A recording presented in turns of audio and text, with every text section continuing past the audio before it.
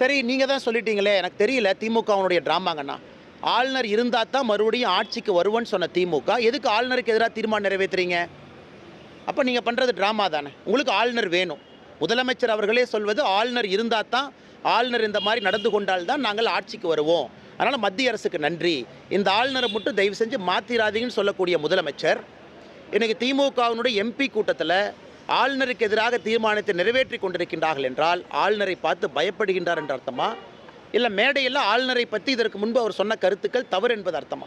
அதனால் இந்த இரட்டிப்பு வேடத்தை போடக்கூடிய திமுகவை மக்கள் ஏற்றுக்கொள்வதாக இல்லை. ஆளுநர் என்ன தவறு பண்ணாங்கன்னா ஆதாரப்பூர்வமாக சொல்ல வேண்டும். என்ன தவறு பண்ணாங்க? ஒரு ஆளுநருக்கு மாநிலத்திலே சட்டம் ஒழுங்கு சரியில்லை ஆளுநர் சொல்கிறாங்க. அது ரோட்டில் பார்க்குறோம்.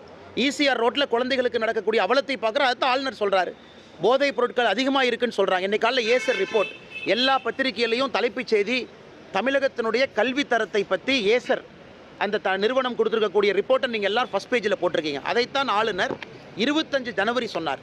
தமிழகத்தில்